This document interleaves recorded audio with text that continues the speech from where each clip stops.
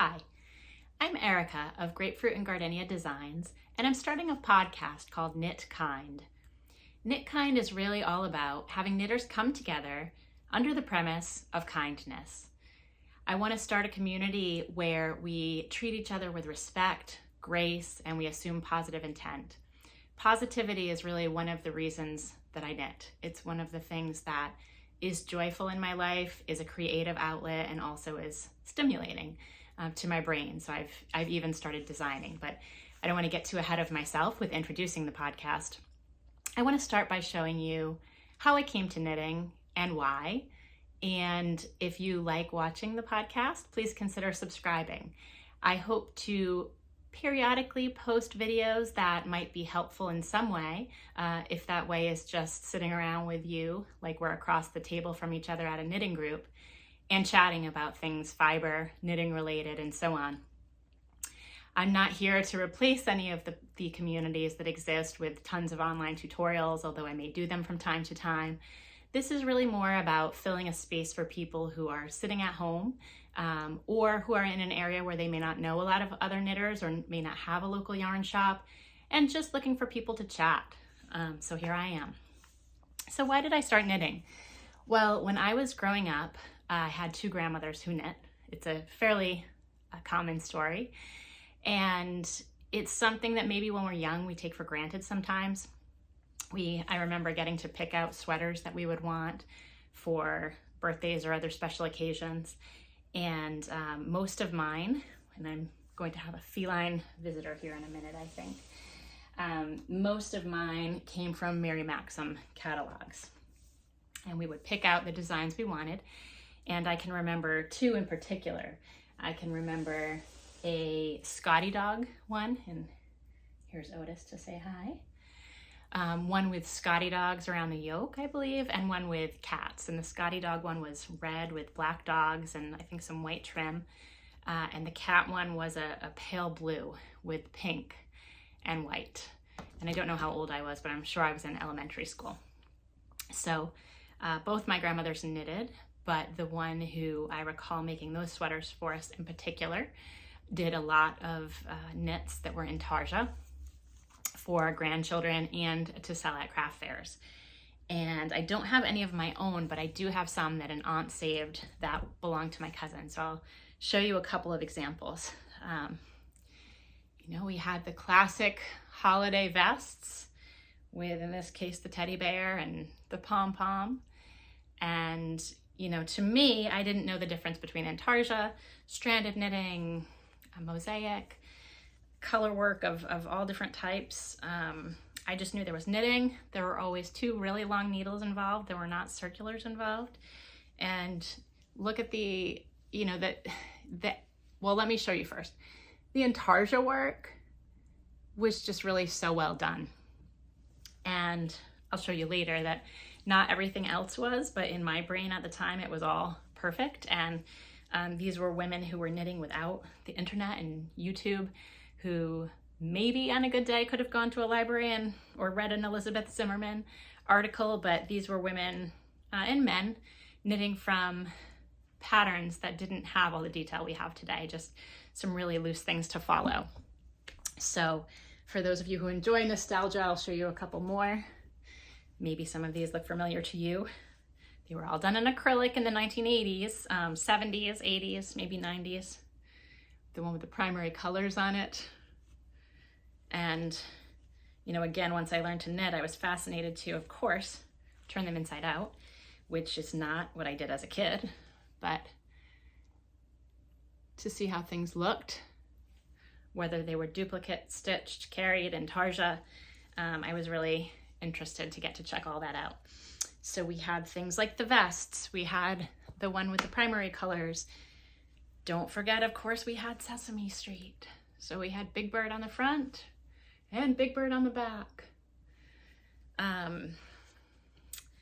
And let's see, I'll show you one more vest, and then the next one has a special story to it. So another vest. And so, why was I inspired to knit with these? Well, when little people come into your life, sometimes that's when you look back on the nostalgia. And I didn't know about things like I'm wearing now. I just knew that I wanted to knit some beautiful things in my mind, beautiful that were nostalgic for the little people who were coming into my life. And so I did. I answered an ad on Buy Nothing. So if you know about Buy Nothing, it is a movement on Facebook where communities offer things, and a lot of times they're physical things. And it might be someone had knitting needles and they were cleaning out a house and they didn't want them anymore, and someone else can claim them or request them. And our local Buy Nothing group had a post one day that said someone didn't have anything to offer physically, but that they would teach someone to knit. And it was a time in my life when it was exactly right for me to read that. I answered the ad. I went to my local library. I was taught the knit stitch one night, and a little more than 5 years later now, I design original patterns. I have knit everything from lace mohair, which is in some of the bands here, to acrylic intarsia, which is where I started, and that's where I go back to. So let me show you this story. This Cookie Monster sweater, my aunt passed on to have a little person currently wear, and we couldn't get it over the little person's head. So I actually took this sweater, channeled my grandmother, put in a lifeline, and I redid the neck. So you can see, if you look very, very closely, that there's maybe 2 shades of white and cream there. And it went over a little person's head fairly recently. So that was a feat that I got to accomplish that felt pretty good. But where did I go with knitting myself? Well, I started with making a hat, which I'll show on a future podcast. I don't have it with me right now. But I went to my local big box craft store. I got some Lion brand yarn. I had some knitting needles that had been borrowed from the person who taught me. I knit the scarf that so many people start with. And then I went to my local yarn shop, which was a totally different scene for me. And I found Addy Turbo circulars. I found out I also had to get double pointed needles to finish the top of a hat. And I thought, oh, I didn't know this kind of stuff existed. And so that was the first opening of my eyes to what the fiber arts are like now. And for a while I was kind of, I don't want to say stuck in between, but I was figuring out what the fiber arts could be for me as a woman in my 40s, and finding out what I could do to honor the nostalgia and traditions of family and grandparents, and passing things on to generations that remind you of your own childhood. So the first sweater that I ever knitted for a little person was not intarsia. I figured first I should tackle something more simple. And so my local yarn store recommended this pattern, and it is called the number 9730 Children's Neck Down Pullover by Diane Soucy, I believe is how you pronounce the last name.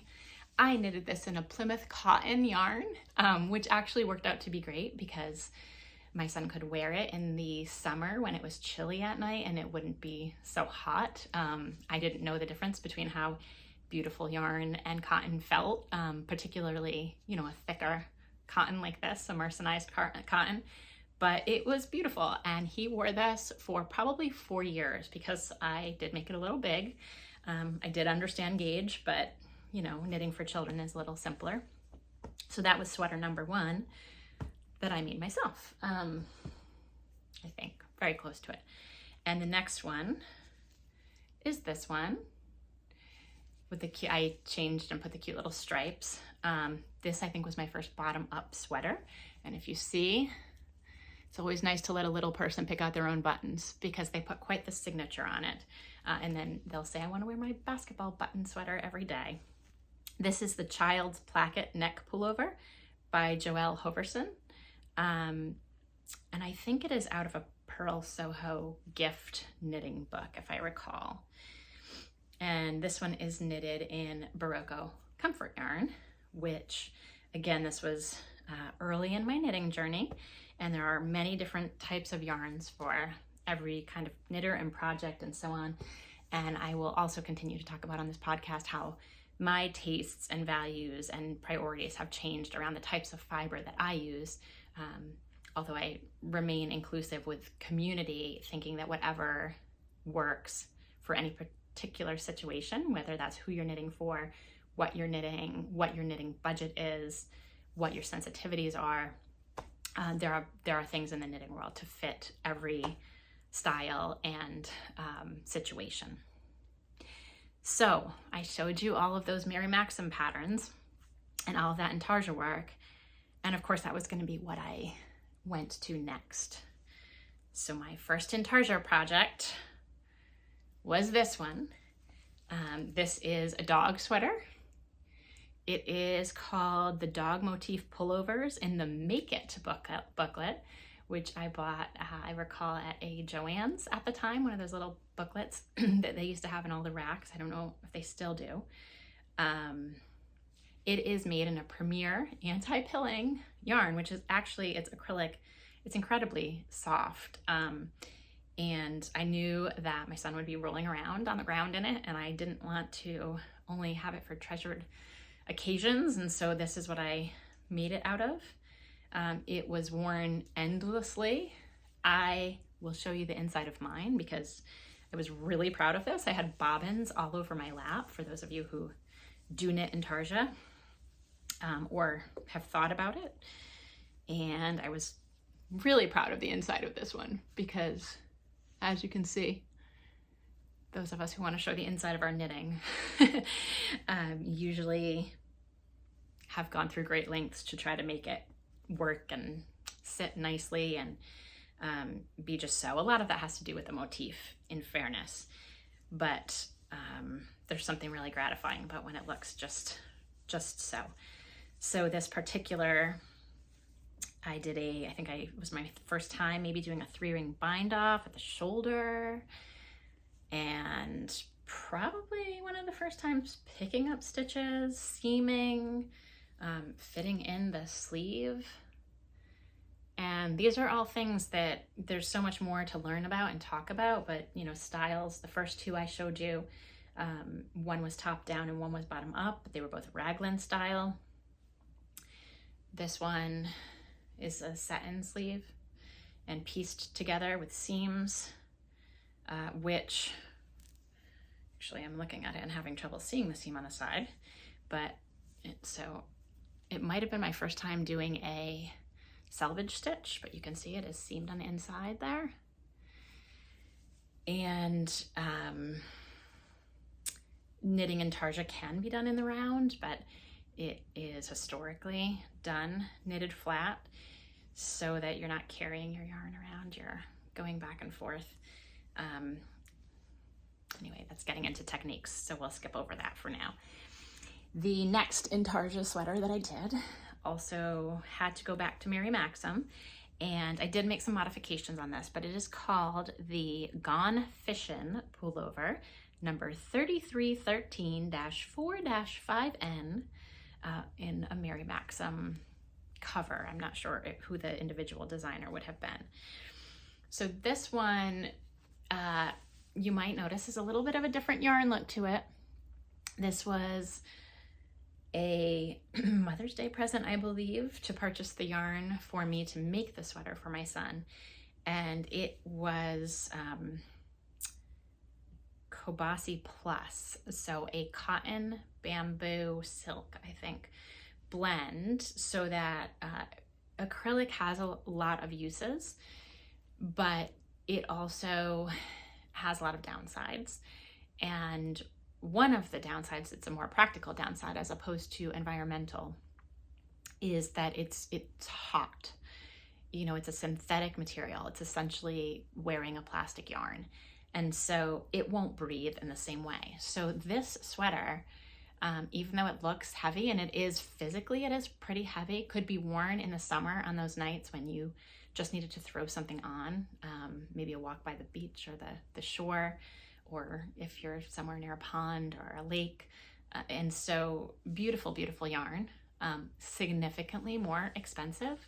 I never thought I'd spend this much money on yarn for an adult sweater, let alone a child sweater, but I very, very quickly pivoted ways that I spent money to prioritize the fibers that I was working with. So again, something we'll get to, but in the meantime, the sweater, I believe the original one actually has a block with a fish down here.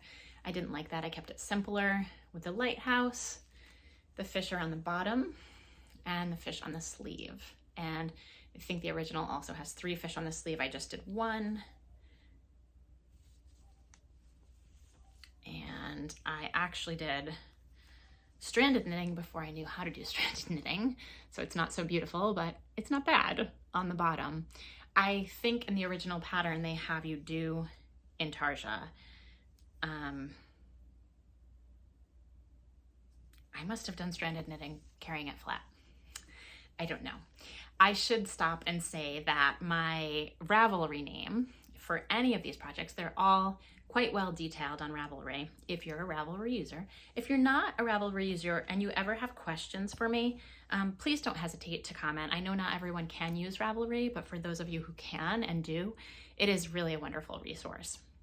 My Ravelry name is Knitty Elf, so Knitty ELF 40, and you'll find me as Knitty Elf 40, as Erika Field's Ravelry store, and I design under the name Grapefruit Gardenia. Okay, so 2 final sweaters. Where did I go from there? Well, somewhere in the meantime of that lighthouse sweater and the next one I'm going to show you, I learned stranded knitting, and it was not super easy to learn at first, but once it clicked, it became one of the things that I always go back to. I absolutely love color. I love color work, and I love two-handed knitting, especially yokes. I think they're just, it's one of those things that just lights me up. So I love to do that. So if you recall, I'm sure many of you do, we went into COVID lockdown in March of 2020. And some of us made one final trip to our local yarn store or our craft store. I did that, but I did not know that I was going to be making this project. So this project, I did some deep stash diving, and I came up with yarns that worked. Were I to do this again, I would come up with different yarns, primarily because of using 2 different ones that didn't work so well. But that's something, again, I could do a whole show on. So for now, let me just show you the sweater. This train sweater, my son was absolutely obsessed with trains. And so I thought, well, we're in COVID, I want to make him a sweater, got some time on my hands, and it's something that he'll like watching come to life. So let's do it. So this sweater is called Train Over the Bridge by Katherine Paddison. It is knit, in this case, mostly in a Barocco Comfort DK, and there is, I think it's a Cascade acrylic yarn, the gray for the train. I didn't have anything that remotely worked in the same way, so it's one of these things I treasure, but like I said, if I were doing this again, I would do it probably in a wool. The Barocco Comfort actually does work pretty well. You can see this sweater has been worn a lot, so keep in mind I have depilled it, but it's been worn a lot. So you can see it actually does fill in between the stitches fairly well, depending on how they're placed. See this? That fills in pretty well. This, when you get close up, you can sort of see you have huge areas to carry floats, because this is stranded knitting and not intarsia. But all the same, it is this adorable sweater. It has a front pocket that's the trestle bridge, and I think that is what really sold me on I had to make this sweater. I made the size 4 to 6, which was accurate, and continues to be worn today. I usually make it a little extra length so that it can be. It has some raglan shaping here. As I recall, it was done bottom up, I think. And you know, many new things to discover here, but the pattern was well done, easy to follow. You've got your engine, and then you can actually select different cars. So I'll show you what we have as we go. We had this color, and then you turn it to the back. And you finally come to the caboose. So we were very proud of that sweater. As my son got older, and also as my taste both in fiber and styles changed a little bit, as well as what I enjoyed knitting, I was so glad I learned intarsia. I would do it for certain things still, but much like knitting stuffed animals, it is not the thing that I love to knit the most. I will do it for special people when there's a special occasion and it makes all of us happy. But what I do love, as I mentioned, is the stranded yoke color work. So fast forward, and the second sweater that I made my son during COVID was by tincanknits. It's called Marshland. And as you can see, there's a bit of a style change here for me as well as a fiber change. So this I knitted in Green Mountain Spinnery. Mostly. This orange is actually by an independent dyer in Maine, Rachel, who dyes under the name On the Round. But this is all Green Mountain Spinnery weekend wool. The yellow is actually Rios because, again, we had access to so much, right? We had to do a little stash diving sometimes. The color works great. Again, you'll see in a future episode when I show you a colorwork sweater I did for myself in the Green Mountain Spinnery, I used their full palette. And this one, I mixed in that Rios. Although it worked weight-wise, I was not really yet experienced enough to know that the superwash obviously was going to be a little bit different. I probably did know, but maybe didn't care at the moment. I just wanted to make a beautiful sweater, and it works, and it's beautiful. And I cannot highly enough recommend tincanknits if you like colorwork, if you're interested in colorwork. They have a lot of great resources for all types of patterns. What I want to call your attention to is something called Strange Brew. Strange Brew is a book that does have patterns, and in addition to patterns, it has recipes. And so if you're interested in making your own sweater, cowl, or hat, it's something that you can do. You can dabble in design work a little bit, and even if you don't want to design your own, you can understand a little bit better what goes into designs for yokes, whether it's a wedge design or something where you're picking a motif by the row. It's really a wonderful resource, so I highly recommend that. Again, that's Strange Brew by tincanknits. So that is a little bit about me, how I came to knitting, why I came to knitting, and what I started knitting. I did do a lot of accessories before I jumped into sweaters, but I wanted to show you that today because that is really the story of why I wanted to knit and what I was able to do once I learned to knit to fulfill that promise to myself. So we'll fast forward to today. And what am I wearing? Well, this is my latest finished object, and it is the Lace Fade Boxy by Joji Locatelli. I knitted this. I did buy all the yarn at one time. I didn't stash dive, which hopefully you can tell. I'm going to scoot up so you can see the full effect of the colors. The wool here for the main stockinette sections is by a local dyer who owns a yarn shop in Needham, Massachusetts called Black Sheep Knitting.